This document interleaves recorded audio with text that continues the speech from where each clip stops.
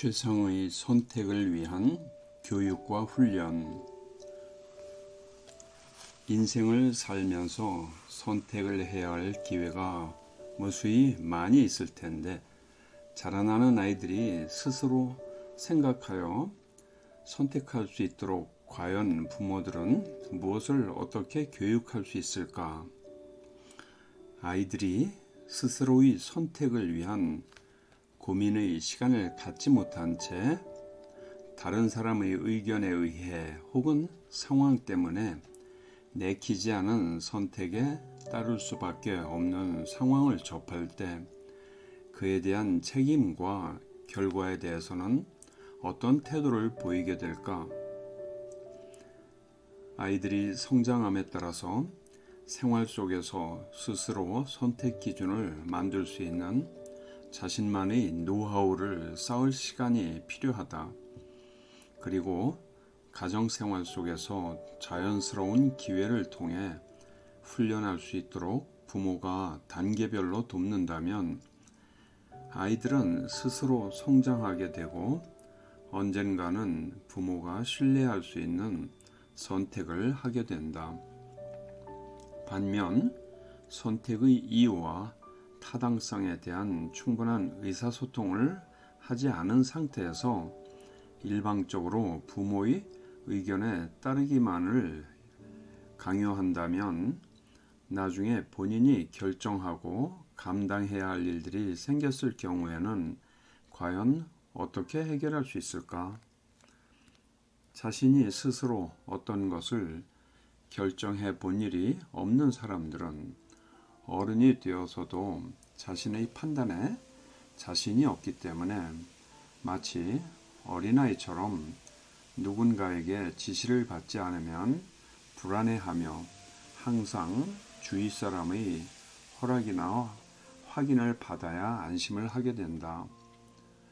어릴 때부터 생활 속에서 생각하는 훈련을 제대로 받지 못하고 성장한다면 결국 자신의 주관적인 생각과 의견을 피력해야 하는 것을 중요하게 여기는 대학 시스템에서 무난하게 학업을 마치기도 힘들다.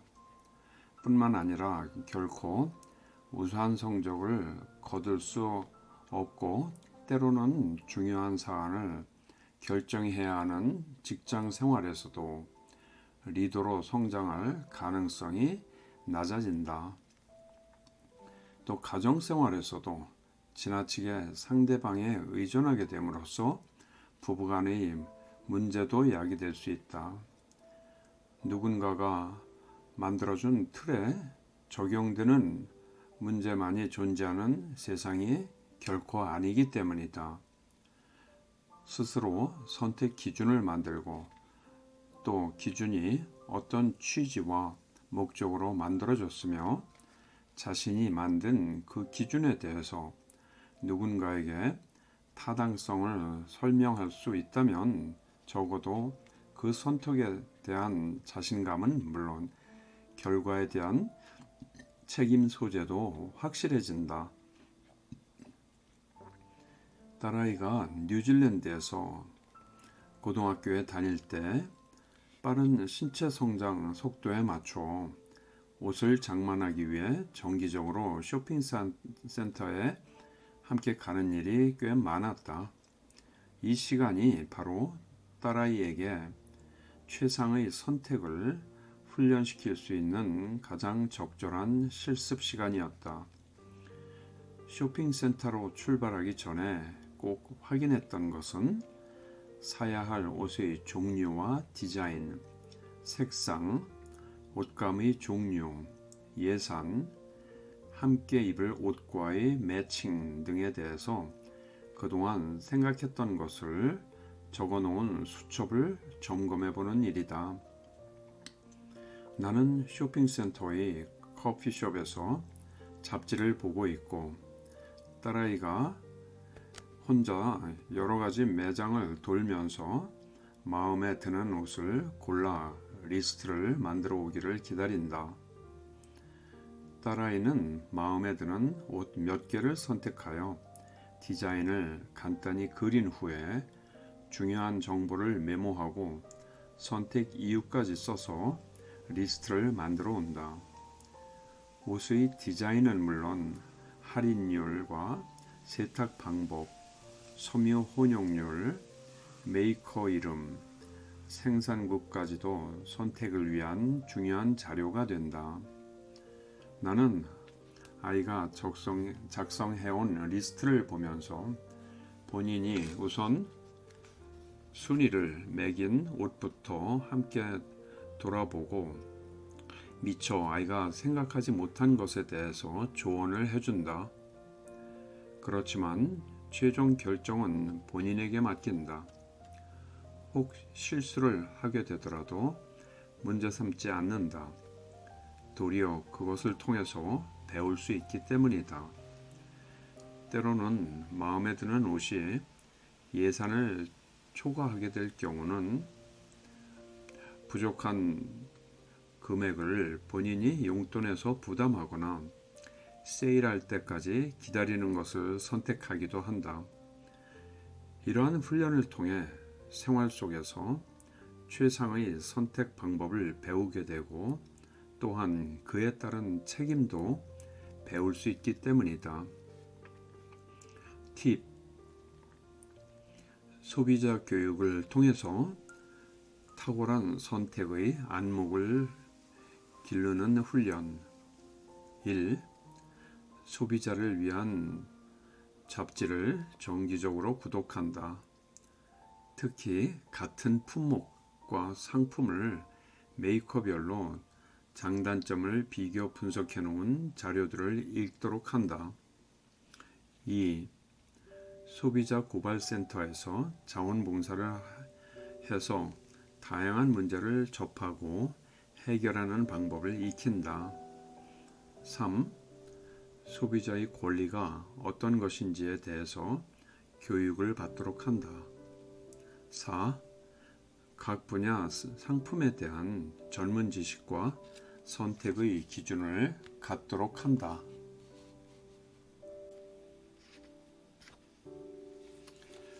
주객 전도와 바운더리 지키기. 한국에서 살았을 때 부모와 함께하는 창의성 개발을 위한 만들기 교실이라는 프로그램을 지역문화센터에서 진행했던 적이 있다. 만들기가 정말 좋아서 참여한 어린이들보다 그런 수업을 지나치게 즐기는 부모들로 인해 원래의 기대와는 다르게 오히려 수업을 방해받는 경우가 종종 발생했다. 자신들이 해야 할 역할과 몫이 어디까지인지 경계의 개념이 없는 몇몇 부모들은 본인들이 마치 만들기 대회에 출전한 선수라도 되는 듯 아이에게 지시하며 다른 아이들과 경쟁 구도로 몰고 가는 경우도 생겨났다. 원래 그 프로그램에 부모를 참여시킨 목적은 가위질이나 풀질이 미숙한 아이들에게 요령을 가르쳐주는 등 적절한 기술적인 조언을 통해 서로 간의 소통의 기술도 익히고 또 가정에서도 부모가 아이들과 함께 만들기를 할 수 있도록 동기부여를 하고자 하는 목적이었다.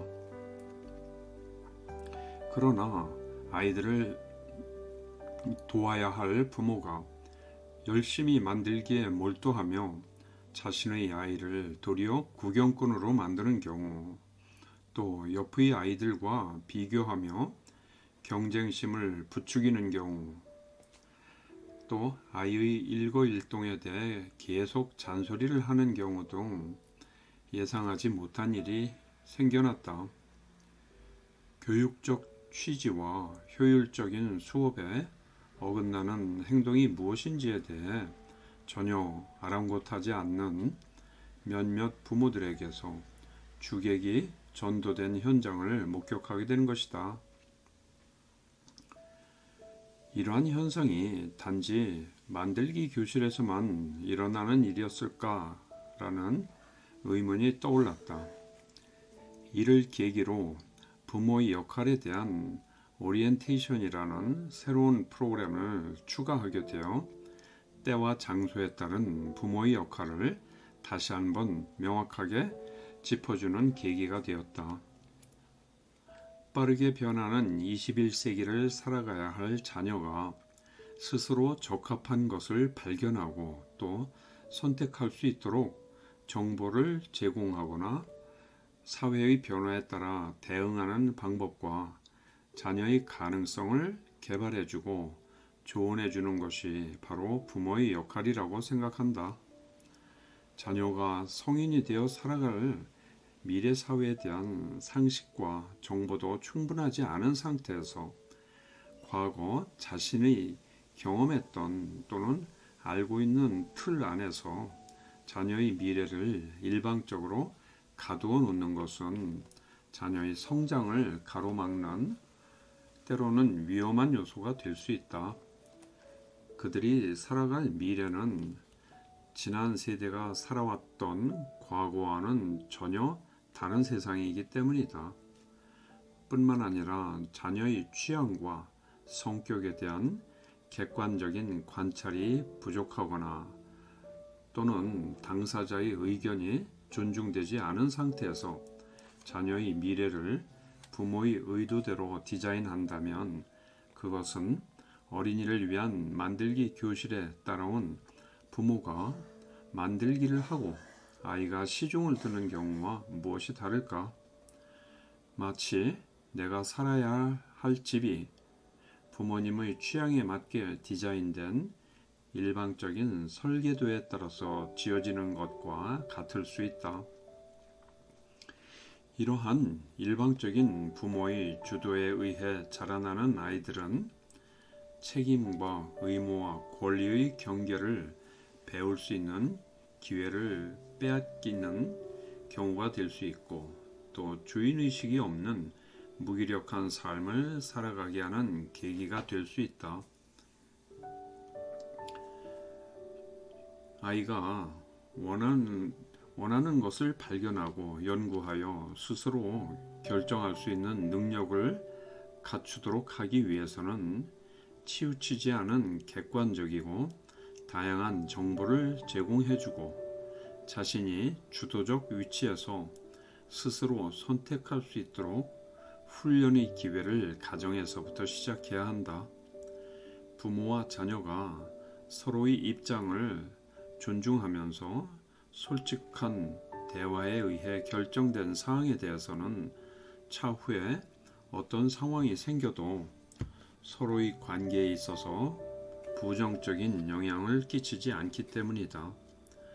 부모와 자식이라 하더라도 삶에 있어서 각자의 영역이 점차 명확해지는 이 시대에 와서 특히 해외에서 자녀를 교육하는 부모들은 바운더리에 대한 개념을 재정립할 필요가 있다고 생각한다. 팁 1. 아이들에게 어떤 활동을 권하기 전에 부모가 기대하는 목표가 무엇인지 먼저 명확히 하도록 한다. 2.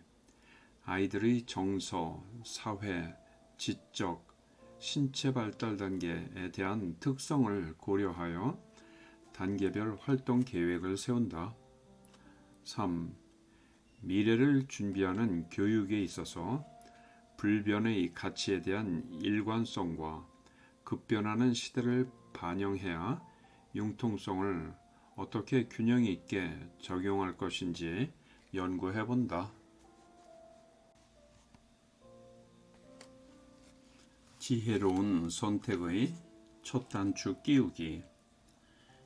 해외에서 자녀를 교육시키며 부담스러웠던 것 중 하나는 새 학년과 학기가 시작될 때마다 선택 과목을 선정하는 일이었다. 입시만을 위한 교육이 아니기 때문에 생활 전반에 필요한 다양한 과목들을 균형 있게 배울 수 있는 장점은 있었지만 반면 주요 과목들은 대학 전공까지도 고려하여 단계적으로 계획성 있게 선택하는 지혜가 필요했다. 획일적으로 짜여진 시간표에 따라서 모두 같은 교실에서 수업을 들었던 한국의 시스템과는 달리 하이스쿨부터는 원하는 과목을 스스로 선택할 수 있는 권리를 행사할 수 있기 때문이다. 그러나 학창 시절에 이러한 경험을 갖지 못한 한국 부모들의 대부분은 너나 할 것 없이 우수한 성적을 받아 명문대학에 입학하길 기대한다. 그렇기 때문에 단기간에 성적을 올릴 수 있는 과목을 선택하도록 하고 사교육을 통해서도 학업을 보충하는 방법을 쉽게 택하게 된다. 그러나 그런 방법이 결국은 자녀가 가고자 하는 길을 더 돌아가게 만드는 것이라는 것을 부모가 깨닫게 되는 시점은 결국 아이의 대학 입학 직후이다. 주기적으로 전공을 바꾸는 아이들, 그리고 누구의 도움 없이는 스스로 과제를 해낼 수 없어서 학업을 중단할 수밖에 없는 아이들, 또 과중한 학업 스트레스를 견디지 못해 대학 생활에 흥미를 잃고 방황하다가 결국은 대학을 떠나는 아이들도 흔히 볼 수 있었다. 한국적인 사고로 일단 대학에만 입학시키면 된다고 생각했던 부모들이 그제서야 자신들의 실수를 깨닫게 되어 후회를 하기도 한다. 그러나 어떤 부모들은 내막을 전혀 모른 채 아이가 그저 대학에 잘 다니는 것으로만 알고 매 학기 등록금을 내주는 경우도 종종 있었다. 이런 결과에 대해서 아이만을 나무랄 수 없는 것은 올바른 선택을 해야 하는 시점에서 첫 단추를 그렇게 끼우도록 부모가 한 몫을 했기 때문이다. 아이에게 자율적 선택과 그에 대한 책임, 그리고 현명한 선택의 기준 등에 대한 중요성을 제대로 가르치지 못한 결과라고 볼 수 있다. 또 어떤 경우가 아이들의 학업 의욕과 능률을 떨어뜨리는 일인지 미처 인식하지 못했기 때문일 수도 있다. 만약 아이가 원하지 않는 과목임에도 불구하고 단지 높은 점수를 얻기 위해서 혹은 부모가 기대하는 전공을 위해서 시간과 노력을 투자를 했을 그런 경우도 있다. 그렇다면 단기간의 성과는 얻을 수 있을지 모르지만 자신의 적성이나 진로를 발견할 수 있는 기회를 상대적으로 놓칠 수 있기 때문에 결과적으로는 더 큰 손실을 입는 것은 당연한 일이다. 반면 일단 본인의 의사를 존중해주고 또 기준에 의한 신중한 선택을 할 수 있도록 돕는다면 비록 어렵고 힘든 시기가 있다 하더라도 스스로 극복하고 정해진 목표를 향해 점진적인 발전을 꾀할 수 있다. 또 그러한 노력의 결과로 자신의 힘으로 궤도에 오르는 성취감을 맛볼 수 있도록 격려한다면 그 과정을 통해서 지혜로운 선택과 그에 따른 어려움을 극복하는 방법을 자연스럽게 터득할 수 있다. 아이들에게 있어서 중고등학교 시절은 자신의 무한한 가능성과 꿈을 키우는 소중한 시기이다. 각 분야별로 꿈을 이룬 사람들의 삶을 보고 들으며 자신의 미래의 그림을 그릴 수 있도록 격려하고 또 다양한 기회를 제공해 주는 것이 필요하다.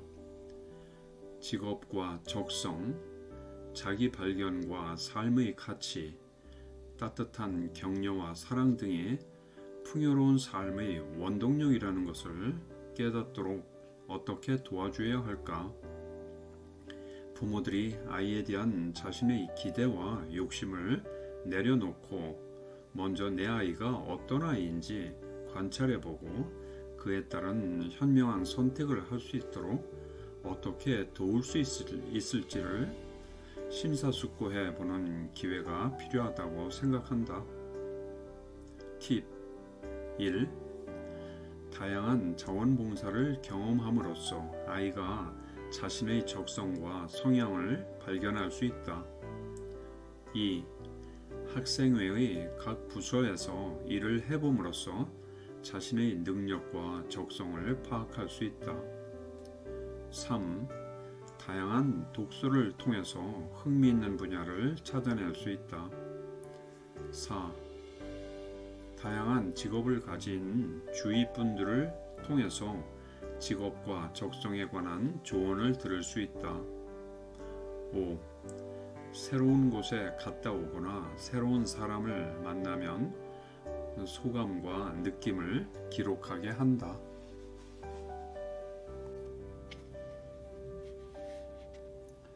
자녀 교육을 위한 내비게이터와 소프트웨어 공유하기. 매년 고국을 방문할 때는 짧은 일정에 많은 일들을 봐야 하기에 마음이 바쁘다. 거리에서 보내는 시간을 절약하기 위해 주로 지하철을 이용하는 편이지만 조금이라도 시간적인 여유가 있을 때는 변화된 거리 모습을 더 많이 보기 위해 버스나 택시를 이용하기도 한다. 어디를 가나 사람들과 자동차가 넘쳐 활력과 에너지가 느껴지는 거대한 서울거리에서는 모두가 어디론가 바쁘게 달려가고 있는 현대인의 삶의 모습을 느끼기에 충분하다. 서울의 모든 택시에는 내비게이터가 부착되어 친절한 여성의 음성이 목적지에 대한 자세한 안내를 해준다. 승객이 운전기사에게 목적지를 말하는 그 순간부터 내비게이터가 운전 방향을 주도하게 되어 승객에겐 이미 선택의 여지가 없다.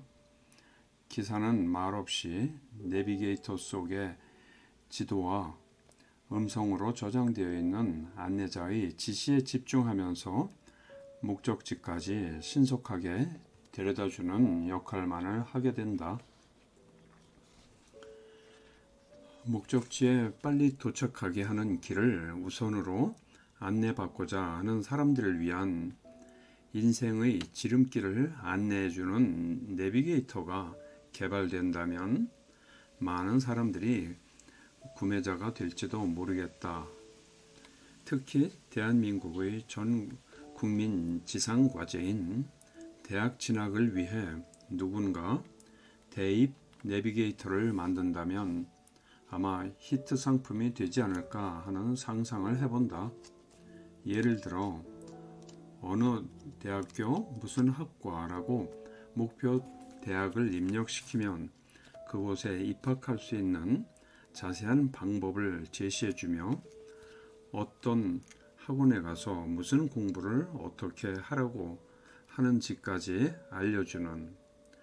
그러면 아마도 내비게이터만 바라보며 승객을 목적지에 데려다주는 택시기사처럼 부모들은 자녀의 대학 입학을 위해 속도를 내어 무조건 빠른 길로 안내하려는 내비게이터의 안내에 순종하게 될 것이다.